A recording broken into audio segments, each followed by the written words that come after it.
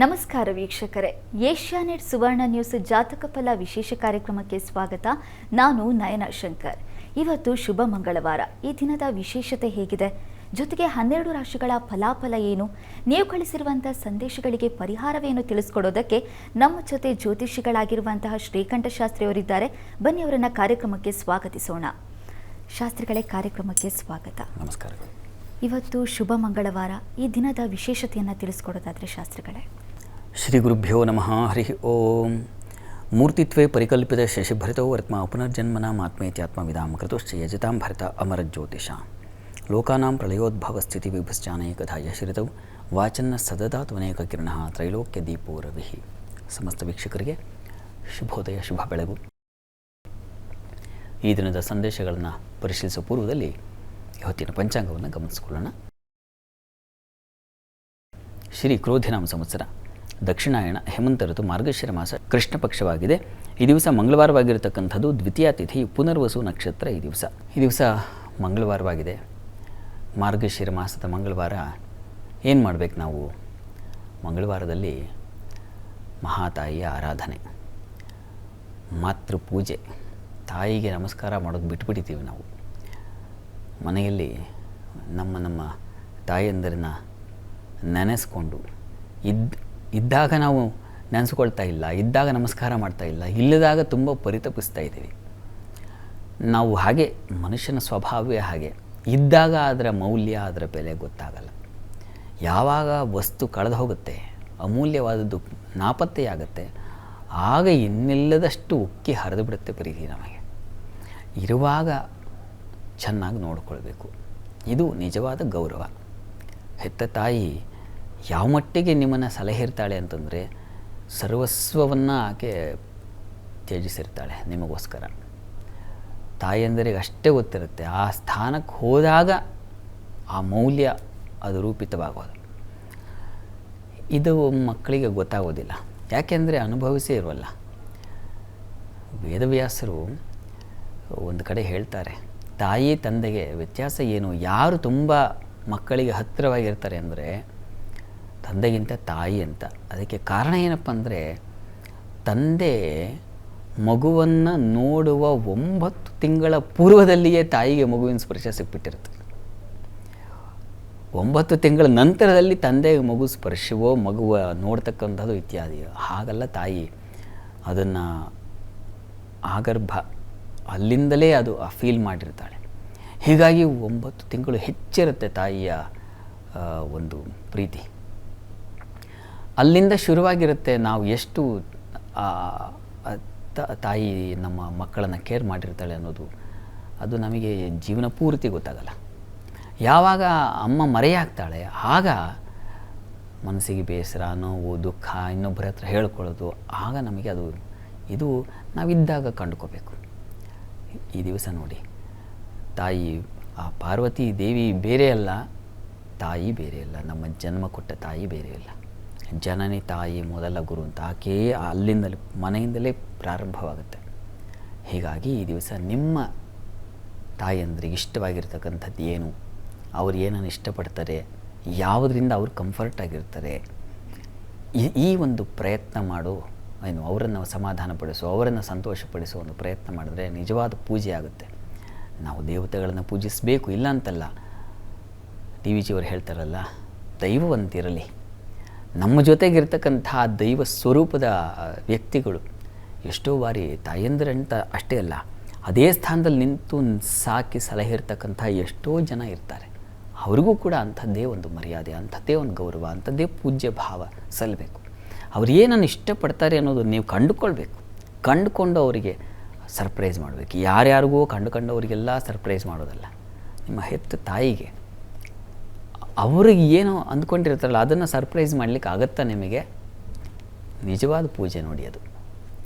ನೀವು ಲೋಕಮಾತೆಯ ಲಲಿತಾ ಪರಮೇಶ್ವರನ್ನು ಮೆಚ್ಚಿಸ್ಬೇಕಾಗಲ್ಲ. ನಮ್ಮ ತಾಯಂದಿರಿಗೆ ಹೃದಯ ಸ್ಪರ್ಶಿ ಆಗಿಬಿಟ್ರೆ ನಾವು, ಅದೇ ಭವ್ಯವಾದ ಆರಾಧನೆ, ಅದೇ ದಿವ್ಯವಾದ ವರ ಅವ್ರು ಕೊಡ್ತಕ್ಕಂಥ. ಅವರು ಹರಸಿಬಿಟ್ರೆ ಅದು ಜೀವನ ಪಾವನ ಆಗಿಬಿಡುತ್ತೆ. ಆ ರೀತಿಯಲ್ಲಿ ಈ ದಿವಸ ನಿಮ್ಮ ತಾಯಂದರಿಗೆ ಒಂದು ವಿಶೇಷವಾದ ಉಡುಗೊರೆಯೋ, ವಿಶೇಷವಾದ ಒಂದು ಸಮಾಧಾನಕರ ಏನು ಅನಿಸುತ್ತೆ ಅದನ್ನು ಮಾಡಿಕೊಡಿ. ಅದೇ ಈ ಮಂಗಳವಾರ ಮಾರ್ಗಶಿರ ಮಾಸದ ಮಂಗಳವಾರದಲ್ಲಿ ನೀವು ಪಡಿತಕ್ಕಂಥ ಈ ದಿನದ ಸಂಪನ್ನ ಪೂಜಾ ಫಲ ಒಳ್ಳೆಯದಾಗಲಿ. ಖಂಡಿತವಾಗ್ಲೂ ಶಾಸ್ತ್ರಿಗಳೇ, ಮಾತೃ ದೇವೋ ಭವ ಅಂತಾರೆ. ಆ ತಾಯಿಯ ರಕ್ಷಣೆ ನಮ್ಮ ಮೇಲೆ ಇದ್ದರೆ ನಾವು ಸದಾಕಾಲ ಖುಷಿಯಾಗಿರ್ತೀವಿ.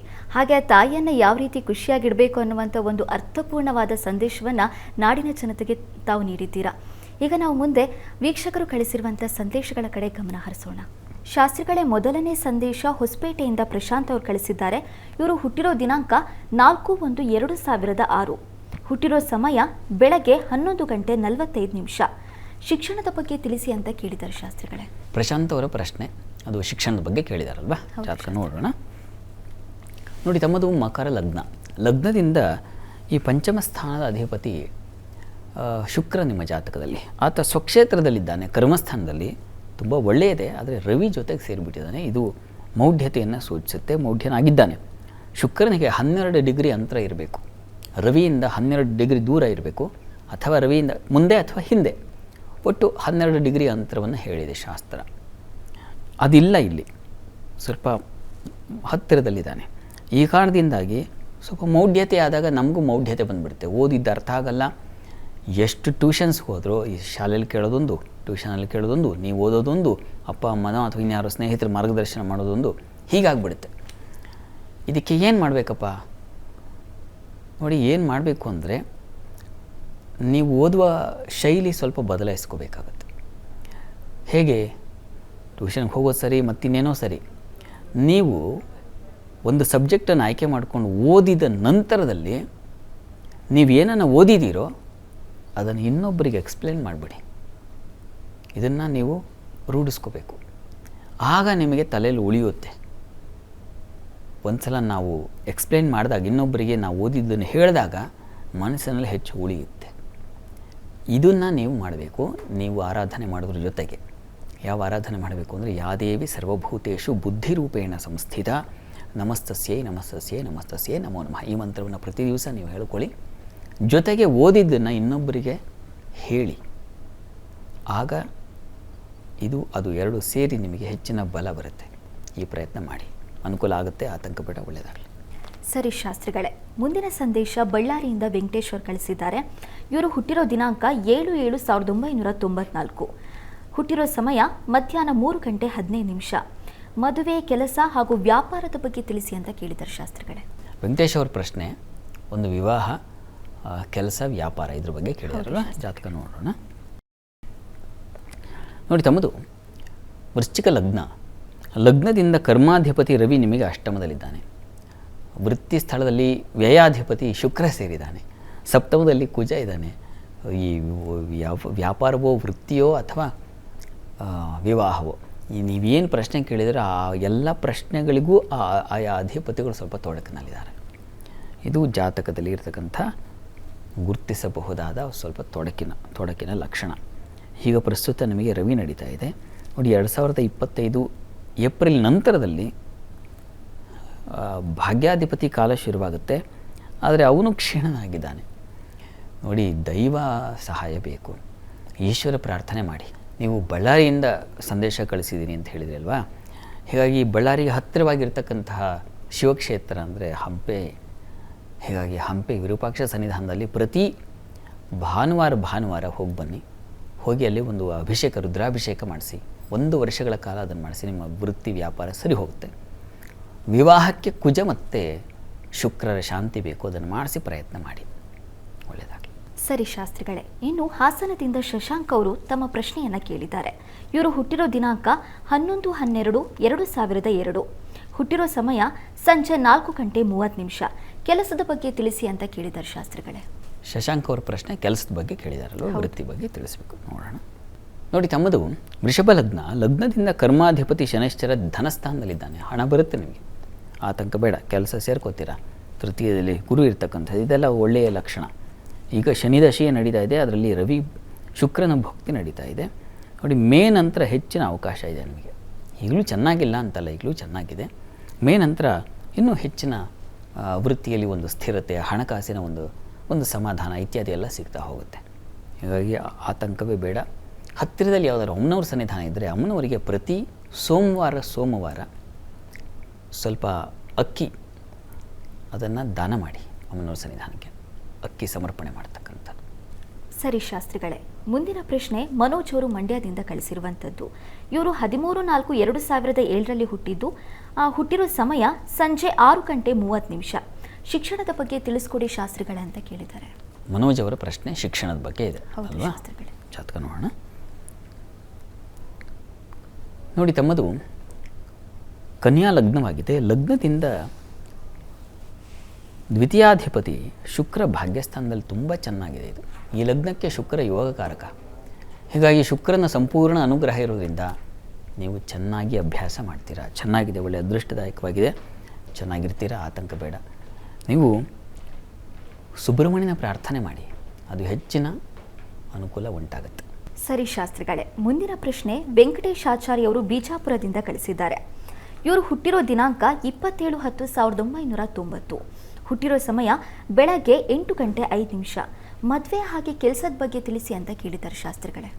ವೆಂಕಟೇಶ್ ಆಚಾರ್ಯ ಅವರ ಪ್ರಶ್ನೆ ವೃತ್ತಿ ವಿವಾಹದ ಬಗ್ಗೆ ಕೇಳಿದ್ದಾರೆ ಹೌದು ಅಲ್ವಾ? ಶಾಸ್ತ್ರಿಗಳೇ. ಜಾತಕ ನೋಡೋಣ. ನೋಡಿ, ತಮ್ಮದು ವೃಶ್ಚಿಕ ಲಗ್ನ. ಲಗ್ನದಿಂದ ಕರ್ಮಾಧಿಪತಿ ಬಹಳ ದುರ್ಬಲನಾಗಿದ್ದಾನೆ, ನೀಚನಾಗಿದ್ದಾನೆ. ಹೀಗಾಗಿ ಕೆಲಸದಲ್ಲಿ ನಿಮಗೆ ಸಮಾಧಾನ ಸಿಗೋದು ಕಷ್ಟ. ಹೀಗಾಗಿ ಈಶ್ವರ ಪ್ರಾರ್ಥನೆ ಮಾಡಬೇಕು. ನೀವು ಪ್ರತಿ ಭಾನುವಾರ ಈಶ್ವರ ಸನ್ನಿಧಾನಕ್ಕೆ ಗೋಧಿಯಿಂದ ಅಭಿಷೇಕ ಮಾಡಿಸೋದು ತುಂಬ ವಿಶೇಷವಾದ ಫಲ ಕೊಡುತ್ತೆ. ನೀವು ಪ್ರಯತ್ನ ಮಾಡಿ. 12 ಭಾನುವಾರ ತಪ್ಪದೇ ಮಾಡಿ. ಈಶ್ವರನ ಆರಾಧನೆ, ಶಿವಸಹಸ್ರನಾಮ, ಈ ಗೋಧಿ ದಾನ, ಇವುಗಳೆಲ್ಲ ನಿಮಗೆ ತುಂಬ ಫಲಕಾರಿಯಾಗುತ್ತೆ. ನೀವು ಮಾಡಿ ನೋಡಿ, ಶ್ರದ್ಧೆಯಿಂದ ಭಕ್ತಿಯಿಂದ ಮಾಡಿ. ಇನ್ನು ವಿವಾಹಕ್ಕೆ ಕುಜ ಮತ್ತು ಶುಕ್ರ ಅದರ ಅಧಿಪತಿ, ಆತ ಮೌಢ್ಯನಾಗಿರೋ ಕಾರಣ, ಶುಕ್ರ ಮೌಢ್ಯನಾಗಿರೋ ಕಾರಣ ಶುಕ್ರ ಕುಜರ ಶಾಂತಿ ಬೇಕು. ಇದನ್ನು ಮಾಡಿಸಿದ ನಂತರದಲ್ಲಿ ಆ ಒಂದು ಅವಕಾಶಗಳು ಏರ್ಪಾಡಲಾಗಲಿಕ್ಕೆ ಅವಕಾಶ ಆಗುತ್ತೆ. ಯಾವ ಪ್ರಯತ್ನ ಮಾಡ್ತೀವೋ ಪ್ರಯತ್ನ ನಮಗೆ ಫಲಕಾರಿಯಾಗಬೇಕು ಅಂದರೆ ಗ್ರಹಾನುಗ್ರಹ ಬೇಕು. ಹೀಗಾಗಿ ಈ ಗ್ರಹ ಶಾಂತಿ ಮಾಡಿಸಿ, ಅನುಕೂಲ ಆಗುತ್ತೆ, ಆತಂಕ ಬೇಡ, ಒಳ್ಳೆಯದಾಗಲಿ. ಸರಿ ಶಾಸ್ತ್ರಿಗಳೇ, ವೀಕ್ಷಕರು ಕಳಿಸಿದ್ದಂಥ ಪ್ರಶ್ನೆಗಳಿಗೆ ಉತ್ತರ ಪರಿಹಾರವನ್ನು ತಿಳಿಸಿದ್ದೀರಾ. ಮುಂದೆ ನಾವು ರಾಶಿ ಭವಿಷ್ಯದ ಕಡೆ ಗಮನವನ್ನು ಕೊಡೋಣ. ಶಾಸ್ತ್ರಿಗಳೇ, ಮೊದಲ 6 ರಾಶಿಗಳ ದಿನ ಭವಿಷ್ಯ ಹೇಗಿದೆ ಅಂತ ತಿಳಿಸೋದಾದರೆ? 12 ರಾಶಿಗಳ ಫಲಾಫಲ ತಿಳಿಯುವ ಮುನ್ನ ಈ ಹೊತ್ತಿನ ಗ್ರಹ ಸ್ಥಿತಿಯನ್ನು ಗಮನಿಸ್ಕೊಳ್ಳೋದಾದರೆ, ವೃಷಭ ರಾಶಿಯಲ್ಲಿ ಗುರು ಇರತಕ್ಕಂಥದ್ದು, ಮಿಥುನ ರಾಶಿಯಲ್ಲಿ ಚಂದ್ರ, ಕರ್ಕಟಕ ರಾಶಿಯಲ್ಲಿ ಕುಜ, ಕನ್ಯಾ ರಾಶಿಯಲ್ಲಿ ಕೇತು, ವೃಶ್ಚಿಕ ರಾಶಿಯಲ್ಲಿ ಬುಧ, ಧನು ರಾಶಿಯಲ್ಲಿ ರವಿ, ಶುಕ್ರ ಶನೈಶ್ಚರರು ಮಕರ ಕುಂಭಗಳಲ್ಲಿ, ಮೀನ ರಾಶಿಯಲ್ಲಿ ರಾಹುವಿನ ಜೊತೆ ಮಾಂದಿ ಉದಿಯಾಗಿದೆ. ಹೀಗಿರುವಾಗ 12 ರಾಶಿಗಳ ಫಲಾಫಲವನ್ನು ಗಮನಿಸ್ತಾ ಹೋಗೋಣ. ಮೊದಲಿಗೆ ಮೇಷರಾಶಿ. ಮೇಷರಾಶಿಯವರಿಗೆ ಈ ದಿವಸ ಸಹೋದರ ಸಹಕಾರ ತುಂಬ ಚೆನ್ನಾಗಿದೆ. ಬಂಧುಗಳ ಸಹಕಾರ ಚೆನ್ನಾಗಿರುತ್ತದೆ. ಸ್ವಲ್ಪ ಕಣ್ಣಿನ ಬಾಧೆ, ಕಾಲಿನ ಬಾಧೆ ಸೂಚಿಸ್ತಾ ಇದೆ, ಹುಷಾರಾಗಿರಿ. ಇನ್ಫೆಕ್ಷನ್ಸ್ ಆಗೋ ಸಾಧ್ಯತೆ, ಅದು ಉಲ್ಬಣ ಆಗ್ತಕ್ಕಂಥದ್ದು, ವಾಟರ್ ಇನ್ಫೆಕ್ಷನ್ಸ್ಗಳು ಜಾಸ್ತಿ ಆಗೋದು, ಈ ಲಕ್ಷಣ ಇದೆ. ಹೀಗಾಗಿ ಆರೋಗ್ಯ ವಿಚಾರದಲ್ಲಿ ಹುಷಾರಾಗಿರಿ. ಇನ್ನು ವೃತ್ತಿಯಲ್ಲಿ ತಲೆ ಕೆಡಿಸ್ಕೋಬೇಕಾಗಿಲ್ಲ, ಬಂಧುಗಳ ವಿಚಾರದಲ್ಲಿ ತಲೆ ಕೆಡಿಸ್ಕೋಬೇಕಾಗಿಲ್ಲ. ಇದೆಲ್ಲ ತುಂಬ ಚೆನ್ನಾಗಿದೆ. ಪ್ರಾರ್ಥನೆಗೆ ಈ ದಿವಸ ಸುಬ್ರಹ್ಮಣ್ಯ ಕವಚ ಕೇಳಿಸ್ಕೊಳ್ಳಿ, ಹೇಳ್ಕೊಳ್ಳಿ, ಬಹಳ ಒಳ್ಳೆಯದು. ಇನ್ನು ವೃಷಭ ರಾಶಿಯವರಿಗೆ ಈ ದಿವಸ ಮನೆಯಲ್ಲಿ, ಕುಟುಂಬದಲ್ಲಿ ತುಂಬ ಸಹಕಾರ, ಸ್ತ್ರೀಯರಿಗೆ ಹೆಚ್ಚಿನ ಮಾನ್ಯತೆಯ ಸಹಕಾರ ತುಂಬ ಚೆನ್ನಾಗಿದೆ. ಹಣಕಾಸಿನ ಸಮೃದ್ಧತೆ ಚೆನ್ನಾಗಿರ್ತದೆ ಈ ದಿವಸ. ಲಾಭ, ಔಷಧ ವ್ಯಾಪಾರಿಗಳಿಗೆ ಬಹಳ ವಿಶೇಷವಾದ ಲಾಭ ಇದೆ ಈ ದಿವಸ. ವೃತ್ತಿಯಲ್ಲೂ ತುಂಬ ಚೆನ್ನಾಗಿದೆ ಈ ದಿವಸ. ಸ್ವಲ್ಪ ಮಟ್ಟಿಗೆ ಈ ಬಂಧುಗಳಲ್ಲಿ ಬಂಧು ನಷ್ಟತೆ, ಬಂಧು ಸ್ನೇಹ ನಷ್ಟ, ಅದನ್ನು ಸೂಚಿಸ್ತಾ ಇದೆ. ಸ್ವಲ್ಪ ಹುಷಾರಾಗಿರಿ. ಅವ್ರ ಜೊತೆ ಜಗಳ ಆಡಿಕೊಂಡೋ ಅಥವಾ ಮತ್ತೊಂದೋ ಮಗದೊಂದೋ ಈ ರೀತಿಯಲ್ಲಿ. ಇದಕ್ಕೇನಪ್ಪ ಪರಿಹಾರ? ಈಶ್ವರ ಪ್ರಾರ್ಥನೆ. ಇನ್ನು ಮಿಥುನ ರಾಶಿಯವರಿಗೆ ಈ ದಿವಸ ನಿಮಗೆ ಧನ ಸಂಪಾದನೆ ಚೆನ್ನಾಗಿರುತ್ತೆ. ಹಣಕಾಸಿನ ನೆರವು ಅದು ಉಂಟಾಗುತ್ತೆ. ವಿದ್ಯಾರ್ಥಿಗಳಿಗೆ ತುಂಬ ಚೆನ್ನಾಗಿದೆ. ಹೆಣ್ಣುಮಕ್ಕಳಿಗೆ ಒಂದು ಸಮಾಧಾನಕರ ಫಲ ಇದೆ ಈ ದಿವಸ. ಜೊತೆಗೆ ವೃತ್ತಿಯಲ್ಲಿ ಸ್ವಲ್ಪ ಕಿರಿಕಿರಿ ಇದೆ, ತೊಡಕಿದೆ. ಸ್ವಲ್ಪ ಏನು ವಿಷ ವಾತಾವರಣ, ಕಹಿ ವಾತಾವರಣ ಅಂತೀವಲ್ಲ, ಆ ರೀತಿಯಲ್ಲಿ ಇರ್ತದೆ. ಎಚ್ಚರಿಕೆಯಿಂದ ಕೆಲಸ ಮಾಡಿ. ಅದರ ಹೊರತಾಗಿ ಸಂಗಾತಿಯ ವಿಚಾರದಲ್ಲೂ ಸ್ವಲ್ಪ ಅಸಮಾಧಾನ ಇರ್ತದೆ, ಮನಸ್ತಾಪ ಇರ್ತದೆ. ಇದರ ನಿವಾರಣೆಗೆ ಈ ದಿವಸ ತಪ್ಪದೇ ನಾಗರ ಸನ್ನಿಧಾನಕ್ಕೆ ಹೋಗಿ ಬನ್ನಿ, ಅಲ್ಲಿ ಎಳನೀರಿನ ಅಭಿಷೇಕ ಮಾಡಿಸಿ. ಇನ್ನು ಕರ್ಕಟಕ ರಾಶಿಯವರಿಗೆ ಈ ದಿವಸ ವ್ಯಯ ಹೆಚ್ಚು, ಅತಿಯಾದ ವ್ಯಯ ಸೂಚಿಸ್ತಾ ಇದೆ. ತಂದೆ ಮಕ್ಕಳಲ್ಲಿ ತುಂಬ ರಾಡಿ ಆಗುತ್ತೆ ಈ ದಿವಸ, ಬಾಂಧವ್ಯ ಹಾಳಾಗುತ್ತೆ. ಬೇರೆ ದುರ್ಜನರ ಸಹವಾಸ ನಿಮ್ಮನ್ನು ಹಾದಿ ತಪ್ಪಿಸ್ಬಿಡುತ್ತೆ.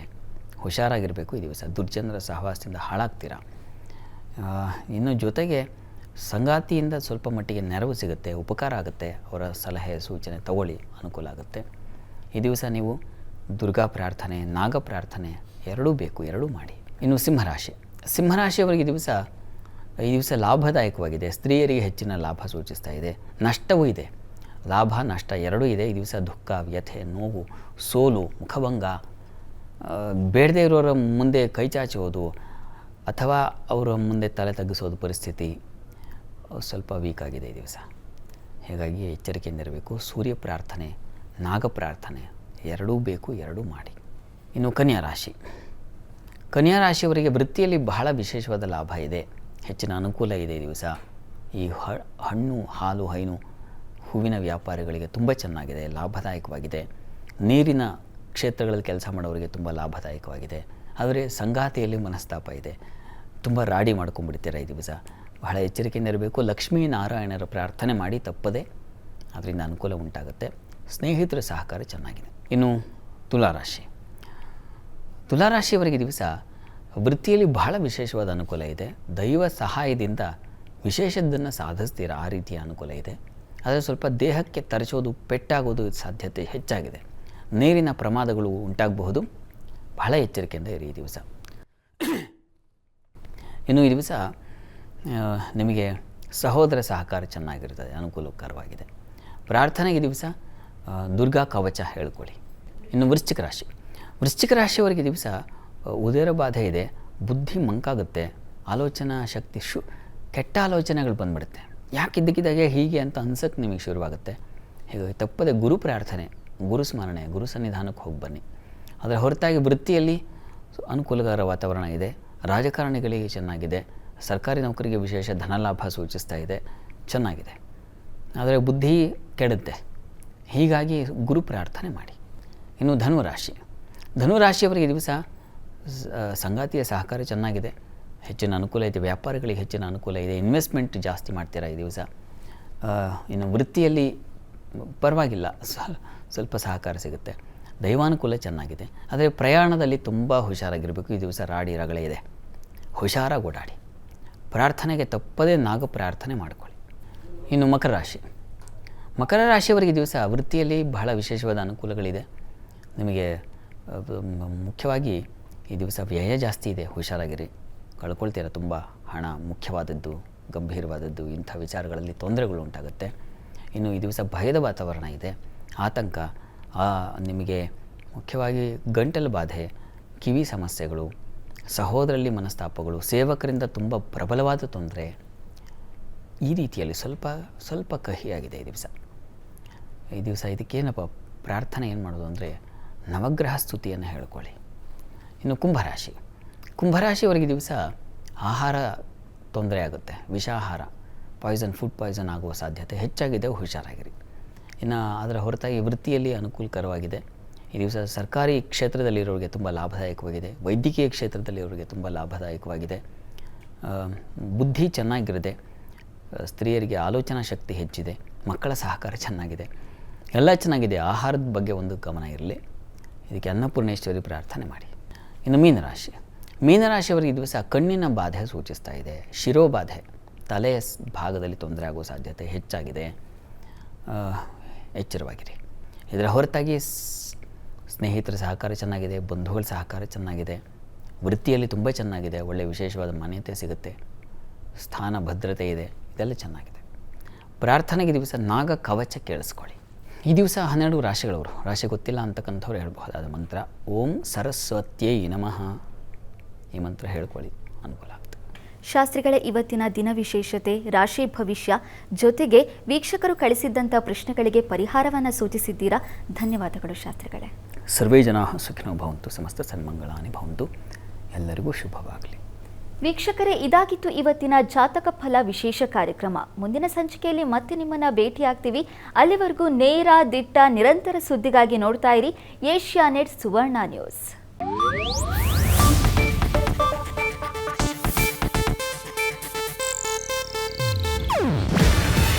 ಇದು ಏಷ್ಯಾನೆಟ್ ನ್ಯೂಸ್ ನೆಟ್ವರ್ಕ್ ಪ್ರಸ್ತುತಿ. ನೀವು ನೋಡ್ತಿದ್ದೀರಾ ಏಷ್ಯಾನೆಟ್ ಸುವರ್ಣ ನ್ಯೂಸ್.